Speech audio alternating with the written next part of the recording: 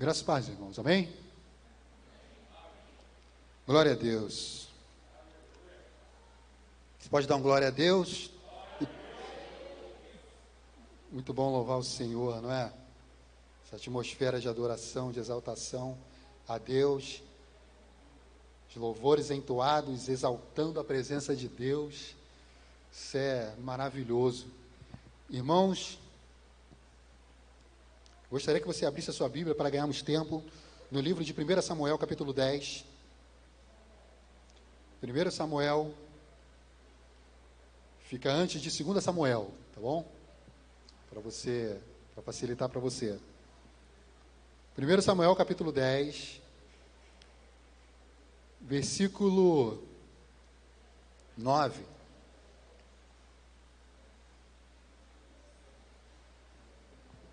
Amém? Quem achou diz amém. Quem não achou diz misericórdia. Isso é antigo isso, né? Isso é muito antigo esse negócio de... Quem achou diz amém. Quem não achou diz misericórdia. Me lembro que eu era criança. E a Rizele já ouvia isso, né, Rizele? Eu era criança.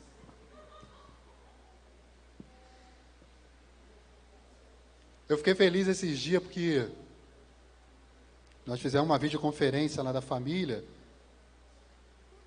Foi o aniversário da minha mãe, né? Um mês retrasado de 80 anos de idade. E para cantar os parabéns para ela. E eu estava sem barba, né, Alexandre? Cabelo cortado. Aí os meus irmãos falaram, puxa, você está tão novo. Aí eu fiquei todo feliz, né? Meu outro irmão falou, puxa, continua assim, você está tão novo, cara. Aí minha irmã falou, está parecendo com o Jonatas. Jonatas é meu sobrinho de 16, 17 anos. Aí eu falei, pô, que legal, cara. Aí depois daquela reunião, meu irmão falou, eu falei, pô, não falando. Eu até pensei assim, pô, procurar o cartório, né? Porque eu acho que meu nascimento foi profético, assim, meu registro foi profético. Meu pai foi 30 anos antes no cartório, falou, ó, vou ter um filho daqui a 30 anos, já registra o nome dele. Sem palhaçada, vamos ler a palavra de Deus agora, amém? Vamos lá, 1 Samuel capítulo 10, versículo 9. Sucedeu, pois, que... Estão falando aí que eu estou novo? É isso aí o assunto? Estou, obrigado. Capítulo 10, versículo 9, diz assim: Sucedeu, pois, que virando-se ele para despedir-se de Samuel, Deus lhe mudou o coração, e todos estes sinais se deram naquele mesmo dia. Obrigado, irmão. Chegando eles a Gibeá, eis que um grupo de profetas lhe saiu ao encontro. O Espírito de Deus se apossou de Saul, e ele profetizou no meio deles. Todos os que dantes o conheciam, vendo que ele profetizava com os profetas, diziam uns aos outros, que é isso que sucedeu ao filho de Quis? Está também Saul entre os profetas? Então um homem respondeu, pois quem é o pai deles? Pelo que se tornou em provérbio. Está também Saul entre os profetas? E tendo profetizado, seguiu para o alto. Oremos ao Senhor. Deus, eu quero te agradecer por essa oportunidade, Senhor. Mas quero te pedir misericórdia, graça, Senhor. Tem misericórdia, Deus. Porque o nervosismo não é porque eu tenho que falar para pessoas. O nervosismo é que eu tenho que transmitir a tua palavra para as pessoas. Isso é muito sério. A tua palavra é poderosíssima, Senhor, que transforma pessoas, que nos alerta, que nos exorta. E eu sou pequeno, Deus, mas eu te peço ajuda, me ajuda. Tem misericórdia da minha vida. Que as pessoas possam entender e que sejam abençoadas em nome de Jesus. Amém. Aqui conta a história, meus irmãos, rapidamente, do rei Saul. O primeiro rei da história de Israel, os irmãos devem conhecer muito bem a história. O povo vivia no regime da teocracia, era Deus que falava através do profeta, do sacerdote, ele transmitia a sua vontade através do profeta, e o profeta falava ao povo que Deus queria. Até que o povo de Israel, vendo que outras nações tinham um rei, aquilo ali era algo assim glamouroso, entre aspas, né? O povo pediu um rei também. Olha, nós queremos um rei, Samuel. Todas as nações têm rei, então nós queremos um rei também para te chamar. Aquele ali é o nosso rei, ter um nome de nosso rei. Deus falou com Samuel: Samuel, fala para o povo que vai ter muitas consequências por causa disso. Mas Deus atendeu ao pedido do povo. O nome Saul quer dizer pedido de Deus. Não vontade de Deus, não presente de Deus, mas um pedido de Deus. O interessante, queridos, que Deus, ele atende o pedido daquele povo, mesmo mostrando as consequências, e mesmo assim o povo falou: não, nós queremos um rei. E Deus então fala com Samuel e direciona todo o caminho até Saul, um jovem Saul. E Saul é ungido rei. Naquele momento que Saul tem um encontro com Samuel, o primeiro encontro, e Samuel lhe fala a respeito daquilo que Deus escolheu para ser rei. Se você for ver a história, é muito enigmática, muito bom, é muito interessante que você leia a história completa. E Saul fala: puxa vida, mas eu sou de uma tribo tão pequena. As maiores tribos, eu não faço parte das maiores tribos, e eu vou ser rei. Olha a humildade de Saul, não é? Saul foi humilde e falou: como posso ser eu um rei? E com humildade ele falou: olha, eu não tenho condições de ser rei. E Samuel fala: olha, o Senhor vai te capacitar, e conversa com ele, passa um bom tempo conversando, jantam, e depois de terem conversado, depois de Samuel ter ministrado sobre a vida de Saul, a palavra de Deus está aqui, nesse texto que nós lemos, essa continuidade aqui. Sucedeu, pois, que virando-se ele para despedir-se de Samuel, Deus lhe mudou o coração. E todos esses sinais se deram naquele mesmo dia. Mesmo o povo tendo pedido um rei, mesmo não sendo essa a vontade de Deus, Deus deixou o seu espírito. Tá bom. Deus não deixou o povo à própria sorte. Deus poderia até dizer: olha, povo, vocês querem um rei? Tá bom, então se vira aí com ele. Não, mas Deus é misericordioso. Muitas vezes nas nossas ações é assim. Deus tem tanta misericórdia de nós que até através dos nossos erros, Deus torna aquela situação ali para nos abençoar. Deus nos abençoa, Deus tem misericórdia de nós e nos dá aquilo que nós clamamos aqui e cantamos no início do culto: o seu Espírito Santo. A Bíblia diz que o Espírito, depois que Saul tem aquela conversa com o profeta e sacerdote Samuel, Deus diz: olha só, Deus lhe mudou o coração, e muitos sinais aconteceram. O Saul estava impactado com tanta coisa que comprovava o chamado de Deus para a sua vida. Deus lhe mudou o coração. E se você for ver na continuidade do texto, no versículo 10, diz assim: chegando eles a Gibeá, eis que um grupo de profetas lhe saiu ao encontro. Imagina a cena, meu irmão. Saul vai ser o rei de Israel. O coração dele foi mudado de maneira quase que instantânea. O Espírito Santo de Deus se apossou sobre a vida de Saul, lhe dando autoridade, lhe dando capacidade, lhe dando sua presença, a comprovação da sua presença.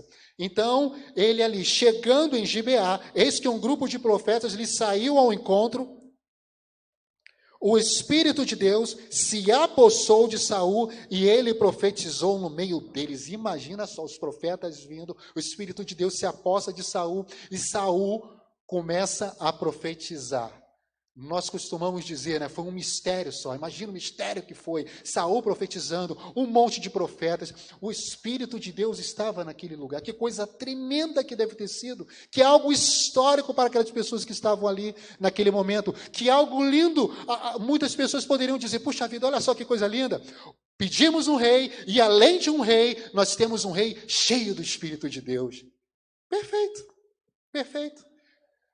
A primeira instância diria que Deus consertou aí o pedido do povo, que não era a vontade dele exata,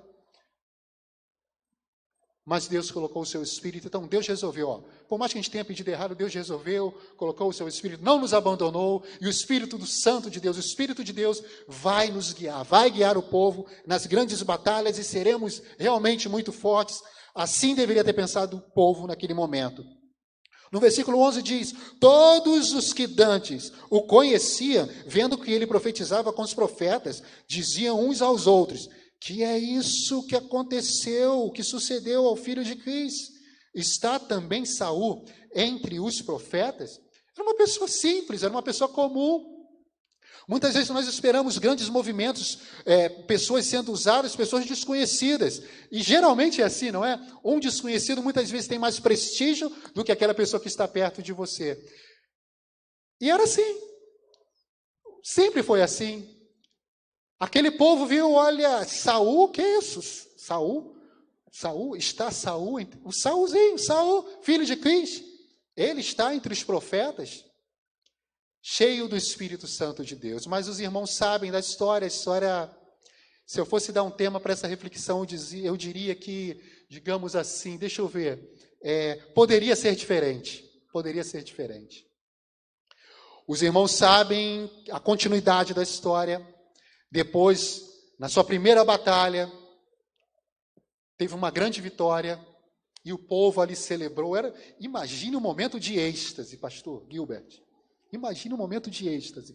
Temos um rei, o rei é cheio do Espírito Santo e venceu a primeira batalha. Era aquela coisa de Maracanã lotado, a torcida. Eu não devia ter um espírito de alegria muito grande por aquilo ali. Mas uma observação que a palavra de Deus nos mostra é que Deus está sempre disposto a nos dar o seu Espírito Santo, a conceder a presença, a sua presença, a presença do Espírito Santo. Está sempre disposto, mas cabe a nós alimentarmos isso nas nossas vidas. A Bíblia diz: não apagueis o Espírito Santo, não extingueis o Espírito Santo. Ou seja, você pode receber e um dia você estar cheio do Espírito Santo de Deus e aos pouquinhos você ir se esvaziando do Espírito Santo de Deus. Como assim, Wallace? Como que isso acontece? Você sabe como acontece. Você começa a se distanciar da presença do Espírito Santo, dando ouvido a vozes malignas que tentam entrar na sua mente para mudar o seu comportamento, para mudar a linha. De repente você está muito feliz com Deus e o Espírito Santo de Deus nos traz uma coisa muito importante, que é a humildade, para reconhecermos quem nós somos diante da sua poderosa presença. Mas de repente a humildade já começa a ficar de lado. Você começa a se achar porque você, de repente, começou a ostentar uma situação e, na verdade, o Saul só estava ali porque Deus permitiu. Mas ele começou a se encher de si. Ele começou a encher-se de si. O coração dele começou a se elevar. Venci a primeira batalha.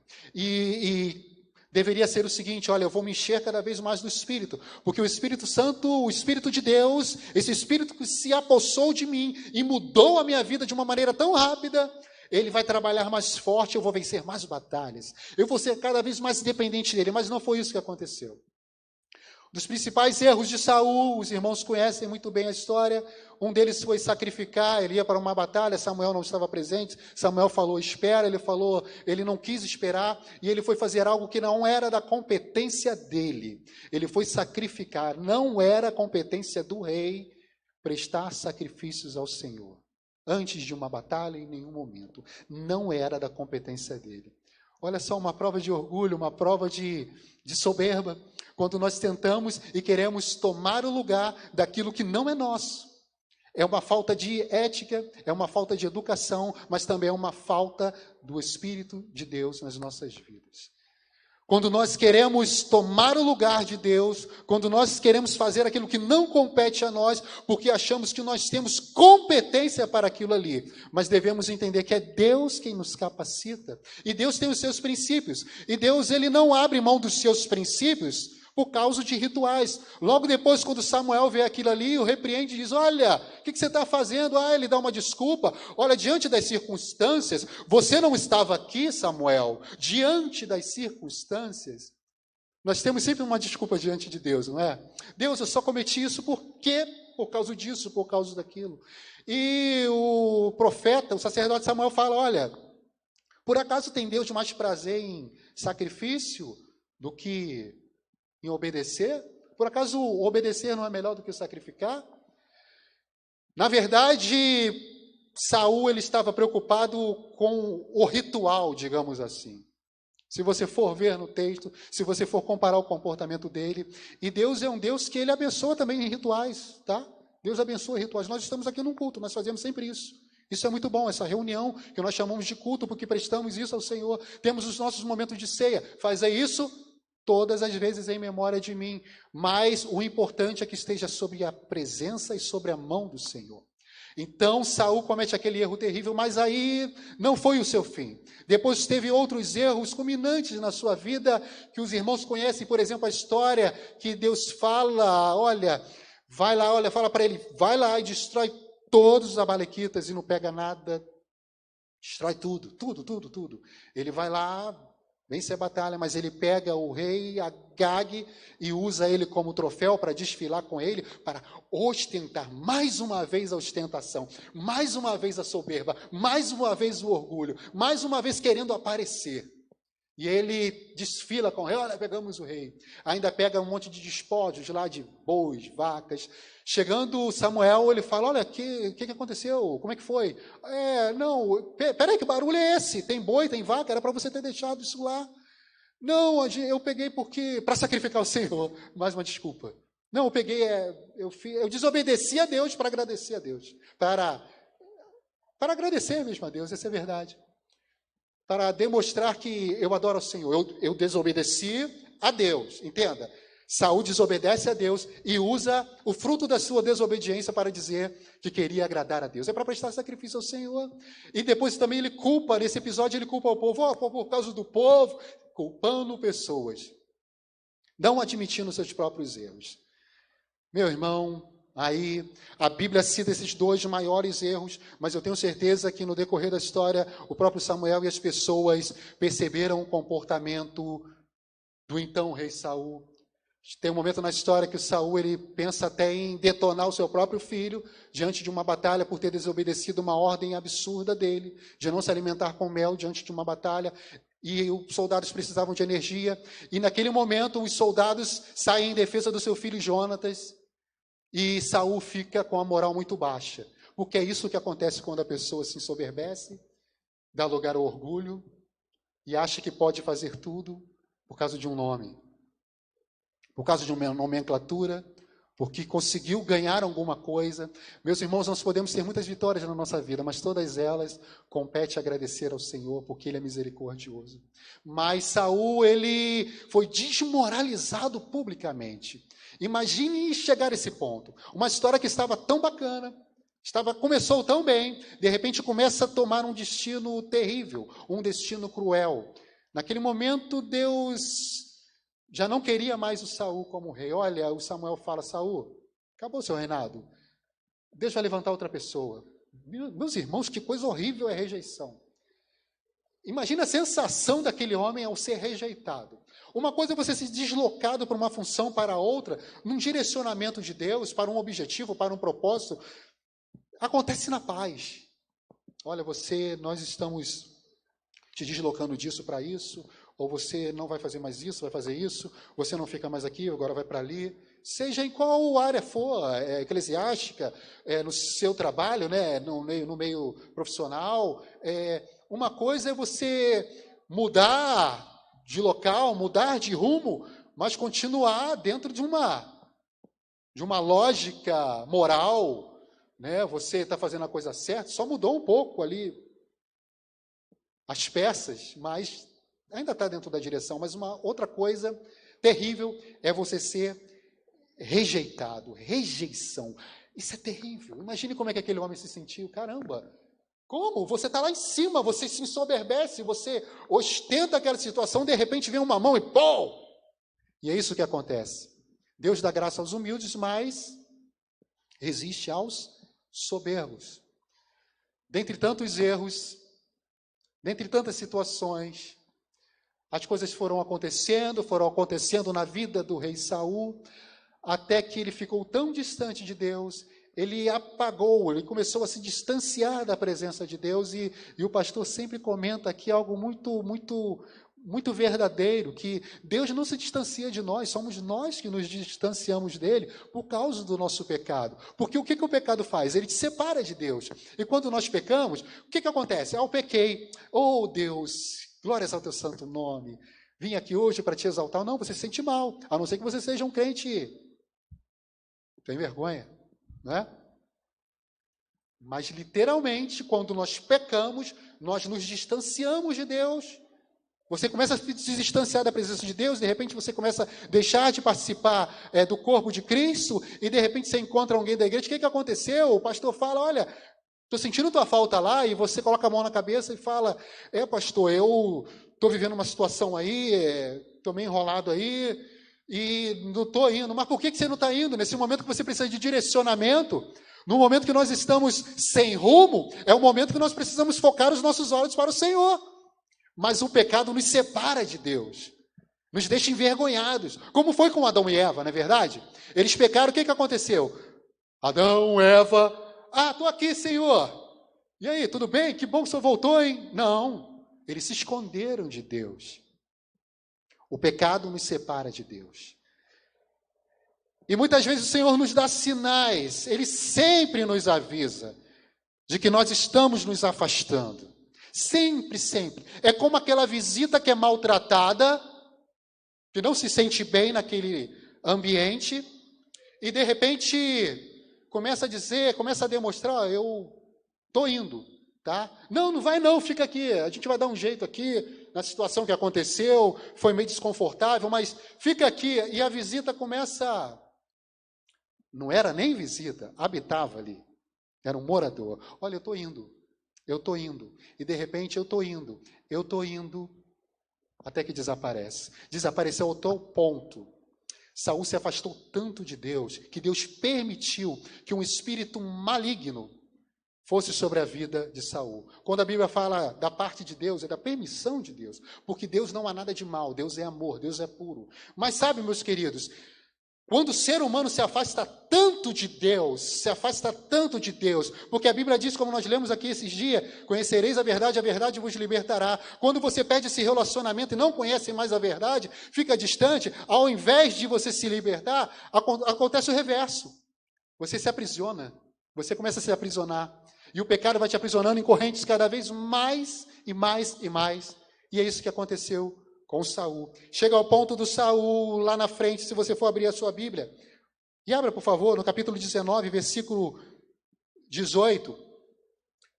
Eu vou ler aqui para adiantar, queridos. Assim Davi fugiu, Davi estava fugindo de Saul. Saul passou a ter algeriza por Davi, tentou matá-lo algumas vezes.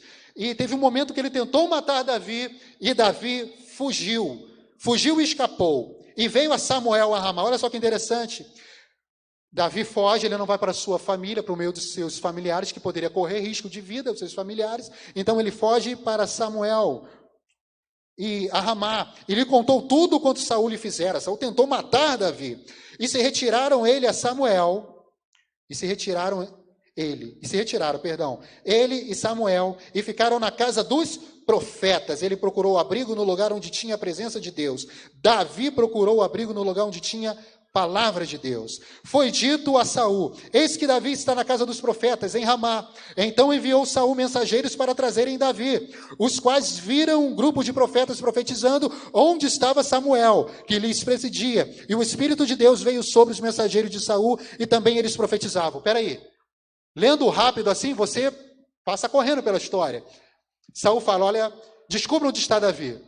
Aí um dos mensageiros deve ter passado ali no centro de Alcântara, né? Embaixo do viaduto, aquela muvuca toda, e deve ter ouvido: Davi está lá em lugar tal. Então, ele falou para Saul: Davi está no lugar tal, eu vi lá em Alcântara. Aí o pessoal falou: tá bom, pega os mensageiros aí, leva lá e matem Davi. Eles perguntaram onde era, chegaram lá. O que acontece? Irmão, presta atenção, que coisa incrível. Eu li isso e falei: que isso, eu já li isso? Eu não tinha prestado atenção que eu tinha lido isso. Os profetas foram matar Davi.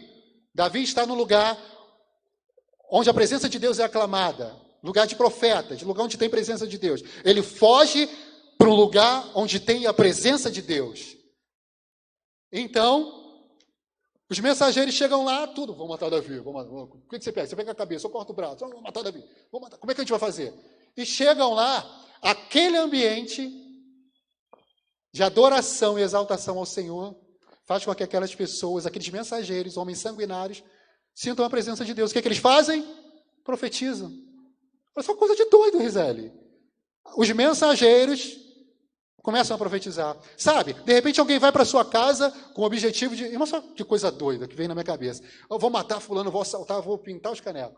Aí, de repente, chega, abre o portão da sua casa. Oh, peraí, eita, glória a Deus. Imagina que coisa doida, irmão.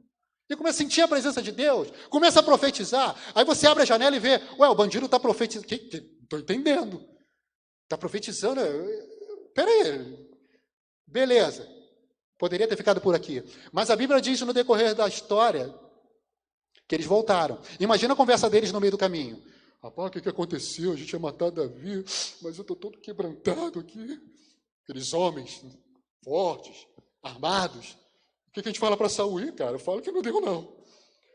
E eles vão. Aí o que Saul faz? O que aconteceu? Não aconteceu um negócio lá. Não sei nem explicar. Não sei nem explicar, cara. Aí Saul fala, tá bom, então vou mandar aqueles ali, aqueles são bravos ali. Eu imagino isso, né? Mandou gente brava. Não, pior do que vocês. Não, vocês são fraquinhos, muito emotivos. Vai vocês. Aí eles foram lá, perguntaram, onde é que está Davi? Davi está lá, vamos lá, onde é que é Davi? Esse lugar aqui. Ali, no meio dos profetas. E eles chegam lá para matar Davi. O que acontece? A presença de Deus, mistério. E começa a profetizar. Que coisa de doido, irmão. Já parou para pensar nisso? Os outros mensageiros vão lá e sentem a presença de Deus e começam a profetizar. A glória de Deus veio sobre aquelas vidas. Aí você pode dizer, puxa, para proteger a vida de Davi. Glória a Deus. Mas tinha algum mistério aí. A gente não tem tempo para falar mais sobre isso. Mas olha só que coisa interessante. Depois, sabe o que aconteceu? De novo. Naquele momento, Saul deve ter separado os piores. Vou pegar você, casca grossa, você, maçaranduba, você aí, cortador de pescoço, vocês que são os bravos daqui. Você, nunca vi vocês chorarem. Aí, de repente, aqueles homens foram lá, vamos matar Davi, vamos matar Davi. Igual o Exterminador do Futuro, igual um robô, vamos matar Davi, nem nada vai nos atingir. E diz que antes de chegar lá, eles já estavam sentindo a presença de Deus, foram cheios da glória de Deus e profetizaram. Olha só que diferença que faz quando você está escondido no lugar onde se tem a presença de Deus. Olha só, meu irmão, quando você tiver fugir de alguma coisa, de algum problema, fugir da sua carne, fuja para a presença de Deus. E você será abençoado. E o que acontece? Eles voltam. Meus irmãos, quando você pede para alguém fazer alguma coisa para você, 1, 2, 3 vezes, e a pessoa não sabe fazer, não faz, não vem com o resultado, com a missão cumprida, o que você faz? O que você faz? Faz você mesmo, não é? Você não está dando conta. Imagina Saul. Saul já estava com um espírito maligno, que Deus tinha permitido, porque ele já se afundou mesmo no pecado, cheio de si. Saul, cara, só ele que vai matar Davi. Só Saul mesmo, só sobrou. Não, vai eu mesmo. Se vocês não foram, vai eu. Já estou todo atormentado, deve ter pensado ele. Lá vai Saul. O que acontece quando Saul chega lá? Batata, como falam, né? Saul começa a profetizar. Tira suas vestes reais, cai e fica ali durante dia e noite na terra. Você ficar como nu naquela época, né, com aquela camisola, aquela roupa esquisita que eles usavam, como um vestido, era desonroso para a pessoa. Se lembra da situação de Mical, que fala de Davi? Por que você está igual um moleque aí dançando? Quando ele traz a arca de volta. E Saul está naquela situação. Imagina os profetas vendo Saul profetizando, jogado ali a noite toda, e de repente as pessoas falam algo que me entristeceu. Eu vi esse texto e falei, puxa, falei para a Adriana, que coisa triste, que história triste. Final fala assim, olha, versículo 23 do capítulo 19, então foi para a casa dos profetas em Ramá, e o mesmo Espírito de Deus veio sobre ele, aquele Espírito que no começo do ministério dele, veio sobre a vida dele, que caminhando profetizava, até chegar à casa dos profetas em Ramá. Também ele despiu a sua túnica e profetizou diante de Samuel, e sem ela, sem a sua túnica, esteve deitado em terra todo aquele dia e toda aquela noite, pelo que se diz. Agora, Irmãos, eu confesso que quando eu li esse texto, eu não tinha prestado atenção no que nós lemos. Mas o que chamou a atenção foi esse. Quando eu li o outro, voltei a ler o livro e li o outro, a tristeza aumentou um pouco. Porque foi a mesma coisa que falaram. Está também Saul entre os profetas? Fiquei pensando, caramba, que história triste. Que coisa triste, cara. Que história triste, é uma história muito triste. Alguém que começou de uma maneira humilde, foi cheio da presença de Deus, venceu a sua primeira batalha, Deus garantiu, olha, não é a minha vontade, mas eu vou garantir a minha presença. E ele começa a tomar um caminho totalmente longe de Deus, começa a se afastar, começa a expulsar o Espírito de Deus da vida dele, literalmente. E naquele momento, Saul, ele é humilhado, mas tem a oportunidade, a última oportunidade, de sentir o que ele sentiu no começo do seu ministério. Isso é muito profundo, irmão. Me lembra tantas pessoas que vêm à frente, já tanto tempo de igreja, a gente vê tantos acontecimentos, tantos retiros, tantos congressos, tantos cultos maravilhosos, em que as pessoas vêm à frente, se reconciliam, choram na presença de Deus. A irmãzinha vem lá e anota o nome daquela pessoa. Olha, fulano se reconciliou, glória a Deus, passado, eis que tudo se fez novo. Deus faz nova todas as coisas. Tem o prazer de sentir a presença de Deus mais uma vez, depois de ficarem tão afastados de Deus. Mas não permanecem, porque não são livres.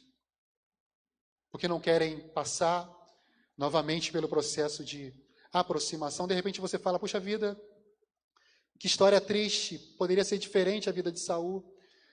Eu vi uma história de um pastor contando que ele foi com a família dele em Alcatraz, naquela prisão, uma ilha, um lugar distante, num mar, e tem um local lá nessa prisão que hoje é um parque nacional, né, de visitação. Essa prisão virou tema de filmes, e ele foi tirar foto num lugar e o guia falou, olha, esse lugar aqui, ó, essa vista que vocês estão tendo, se considera a vista mais cruel para os prisioneiros de Alcatraz. Sabe qual era a vista? Você, naquele lugar, o mar, e a 2 quilômetros apenas, a cidade de São Francisco, com lindos prédios. E ele falou, por quê? Porque aqui, esse lugar, mostra onde está a liberdade, mas eles não podem alcançar, porque eles não são livres. Irmãos, essa mensagem tem o objetivo de te fazer repensar.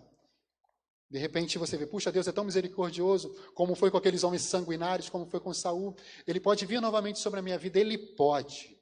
Ele é Deus, ele é fiel, ele te ama. Ele pode fazer isso. Mas há uma grande diferença que eu aprendi nesse texto. Uma coisa é você visitar um lugar. Outra coisa é você habitar no lugar. Deus quer habitar na sua vida, Deus quer habitar na minha vida e quer nos alertar nessa noite que a luz de alerta tem que estar acesa, a luz vermelha tem que estar acesa. Devemos perceber quando estamos nos afastando do Espírito de Deus. E devemos a cada dia dizer, Senhor, às vezes nós falamos isso, né? Senhor, me visita a tua igreja, né? É uma expressão legal, bonita, e não há nada de errado, é um costume, não é isso. Estou falando que isso é errado, mas na verdade, Deus tem momentos de visitação especial, isso é óbvio, né? A gente sabe disso de maneira coletiva, mas quando se trata de individual, nós não devemos pedir, Senhor, me visita. Porque se Ele for visitar você, é porque Ele não está mais dentro de você. Nós devemos pedir, Senhor, continua aqui. Continua aqui.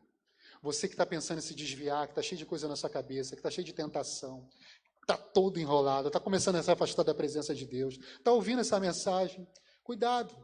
Ainda há tempo de você voltar, porque Saul sentiu muito a presença de Deus, mas a história não relata mais uma vez que ele sentiu a presença de Deus.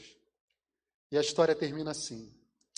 A história é linda, surpreendente. O povo diz, puxa, está Saul entre os profetas? O jovem Saul está entre os profetas? Era um momento de êxtase. Mas no final, as pessoas usam a mesma frase que virou um provérbio. Ué, está Saul entre os profetas? Isso é uma surpresa para nós. Poderia ser diferente a história, mas não foi diferente. Eu quero orar com você rapidinho. Vamos orar? Deus poderoso, Senhor, Tu és Deus de todas as coisas, Tu és soberano, Senhor.